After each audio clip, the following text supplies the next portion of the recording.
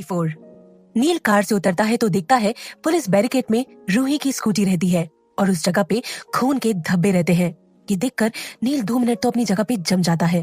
फिर हिम्मत करके धड़कते दिल के साथ बैरिकेड के पास जाकर किनारे खड़े पुलिस वाले से पूछता है, सर क्या हुआ यहाँ? पुलिस कहते हैं किसी लड़की का एक्सीडेंट हुआ है, ये स्कूटी भी शायद उन्हीं की है, हिट एंड रन का मामला लगता है। नील लगभग लड़खड़ा जाता है कि वो पुलिस वाला उसे संभाल लेता है और बोलता है, आप उसे जानते हैं क्या? नील लड़खड़ाती जुबान से, हाँ जूनियर है मेरी। कौन सा हॉस्पिटल?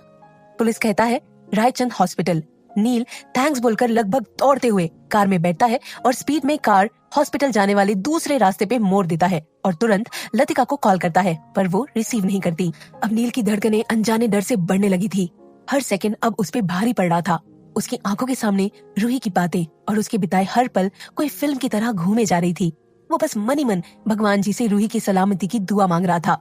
उसकी आंखों में आंसू भर आए थे, बस उसका बहना बाकी था। वो इतनी स्पीड में कार चला रहा था कि 2-4 बार तो उसकी कार दूसरी गाड़ियों से टकराते टकराते बची थी। इधर रौनक को भी अजीब बेचैनी हो रही थी, जैसे कुछ तो अनहोनी होने वाली है। वो होटल के ही अपने रूम में इधर उधर चक्कर काट रहा था और ईवा और वंश होटल गार्डन में ही टहल रहे थे। रौनक से जब बर्दाश्त नहीं होती बेचैनी तो वो रूही को कॉल ट्राई करता है। जब उसका फोन स्विच ऑफ आता है तो रिया को कॉल करता है, तो रिया बताती है सब ठीक है, बस अब रूही और नील का वेट कर रहे हैं। ये सुनकर रौनक नील को कॉल करता है, बट उसका फोन लगातार बिजी आता है। एक्चुअली नील लगातार लतिका को कॉल किए जा रहा था। नील हॉस्पिटल पहुंचता है और तेजी से अंदर आता है और रिसेप्शनिस्ट से बोलता है, रिति थोड़ी देर पहले कोई एक्सीडेंट केस आया था क्या? रिति एक नजर नील को देखती है, बिखरे बाल, लाल आंखें। वो बोलती है, doctor Neel are you okay? Neel कहता है, जो मैंने पूछा वो? रिति कहती है, emergency ward B, doctor Latika ma'am है उस केस में। नील उसकी बात सुने बगैर ही वार्ड नंबर बी की ओर तेजी से चला जाता है।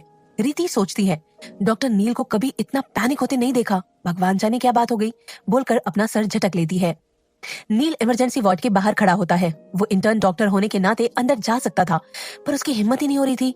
वो वार्ड के सामने वाली वॉल से टिक के खड़ा हो जाता है और अपनी आंखें बंद कर लेता है कि तभी उसे रूही की आवाज सुनाई देती है।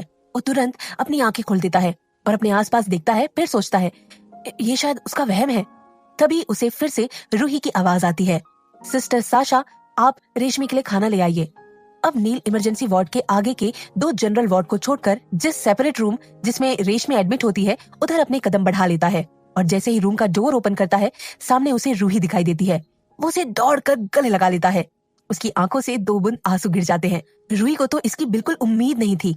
उसके दोनों हाथ पांव में लटके होते हैं और झटका तो भाई रेशमी को भी लगता है। वो एकटक रूही और नील को देख रही होती है। अभी नील को कॉल ट्राई कर कर पागल हो चुका था। नील फोन भी कैसे उठाता? जल्दी जल्दी में उसने अपना फोन कार में ही छोड़ दिया था। ईशा कहती है, यार बहुत टाइम हो चुका है ना नील आया है ना रूही, ये लोग हैं कहाँ? रिया कहती है, भगवान जाने मैम, रौनक भी उधर परेशान है। रूही का फोन स्विच ऑफ बता रहा है और नील सर कॉल ही नहीं रिसीव कर रहे, मुझे तो डर लग रहा है। अनिक कहता है, रिलैक्स यार, एक तो तुम खुद ही डरी हो और दूसरों को भी डरा रही हो। रेहांश कहता है, हो सकता है शायद दोनों ट्रैफिक में फंस गए होंगे। जिया कहती है, पर एक कॉल तो रिसीव करना चाहिए ना उनको भी। अब सबको टेंशन होती है, पर सब अपना टेंशन अपने तक ही रखते हैं और चुपचाप बैठ जाते हैं। रूही कहती है हल्के से नील को पकड़कर, सर इज एवरीथिंग फाइन? आप इस वक्त यहाँ? नील एक गहरी सांस लेता है और रूही से अलग होकर बोलता है थोड़ी तेज आवाज में, आर यू स्टूपिड और व्हाट? टाइम देखा है तुमने? It's 9 PM। तुम फार्म हाउस क्यों नहीं पहुंची? सब इतने टेंशन में हो गए थे तुम्हें लेकर और तुम पूछ रही हो आप यहाँ इस वक्त क्या कर रहे हो?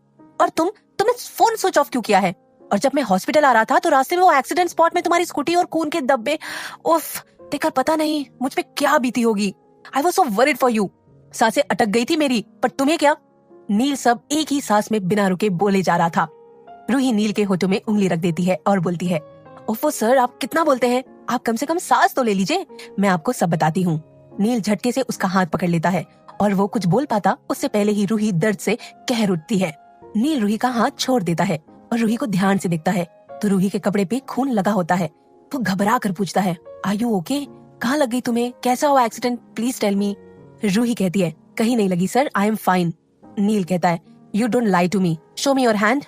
रूही अपना हाथ नहीं दिखा रही होती तो नील जबरदस्ती उसका हाथ देखता है तो उसके स्लीव्स हल्के से कटे होते हैं और उसकी बाई हाथ की कलाई में कोहनी तक खरोच रहती है और उसे हल्का सा खून रिस रहा होता है। नील कहता है, चलो फर्स्ट एड कर दूं, और कहीं तो नहीं लगी ना? रूही ना में सिर हिला देती है। नील कहता है, चलो फिर मेरे कैबिन में, रेशमी को डिनर और रेस्ट भी तो करना होगा। रेशमी कहती है, जो अब तक अपनी आंखें बड़ी करके नील और रूही को देख रही थी, बोलती है, नहीं कोई इशू नहीं, आप यहीं। तभी सिस्टर साशा आती हैं, तो रूही उससे बोलती है, उस लड़की की कंडीशन कैसी है? सिस्टर साशा कहती हैं, अभी तक कोई अपडेट नहीं आई, लतिका मैम इमरजेंसी रूम से निकली ही नहीं है। बाय द वे आप कैसी हैं? चक्कर तो नहीं आ रहे ना? सिस्टर साशा की बात सुनकर रूही बड़बड़ाती है, सत्यानाश, अब ये अकड़ू फिर मुझे सुनाएगा, और बस साशा को गुस्से से घूरती है, जो कह रही हो तुम्हें भी अभी ही आना था यहाँ। बीच में नील, चक्कर आ रहे थे तुम्हें? और रूही को पकड़कर चेयर में बैठा देता है और बोलता है, कैसे चक्कर आ गया था? इससे पहले कि रूही कुछ बोल पाती, सिस्टर साशा बोलती हैं, वो सर डॉक्टर रूही एक लड़की को यहाँ लेकर आई जिनका बहुत बुरी तरह एक्सीडेंट हुआ था और उनकी प्राइमरी ट्रीटमेंट कर रही थी वो, कि उन्हें खुद चक्कर आ गया था। तब वो case doctor Latika ma'am handle कर रही हैं। डॉक्टर लतिका मैम ने इन्हें रेस्ट करने को बोला है, पर डॉक्टर रूही मानती ही नहीं। नील अब गुस्से से रूही को देखता है और बोलता है, तुम बताओ रूही, हो क्या रहा है और तुम रेस्ट क्यों नहीं कर रही हो? और वो लड़की जिसका? रूही बीच में ही नील की बातों को इग्नोर करते हुए बोलती है, अब सिस्टर साशा आप रेशमी को खाना खिला दीजिए। ये बोल के वो जाने लगती है कि उसे फिर से चक्कर आ जाता है। रूही गिरती इससे पहले ही नील उसे संभाल लेता है और सिस्टर साशा से पानी लेकर हल्के पानी के छींटे उसके चेहरे पे मारता है। रूही हल्की सी अपनी आंखें खोलती है तो नील बोलता है, पानी पियो, थोड़ा सा पानी पी लो प्लीज, ठीक लगेगा, बोलकर एक हाथ से उसे पकड़ता है और दूसरे हाथ से उसे पानी पिलाता है और सिस्टर साशा को टेक केयर ऑफ रेशमी बोलकर रूही को गोद में लेकर अपने कैबिन की ओर बढ़ जाता है। ये देखकर सिस्टर साशा के फेस पे स्माइल आ जाती है। वहीं रेशमी के दिमाग में हजारों सवाल घूम रहे थे।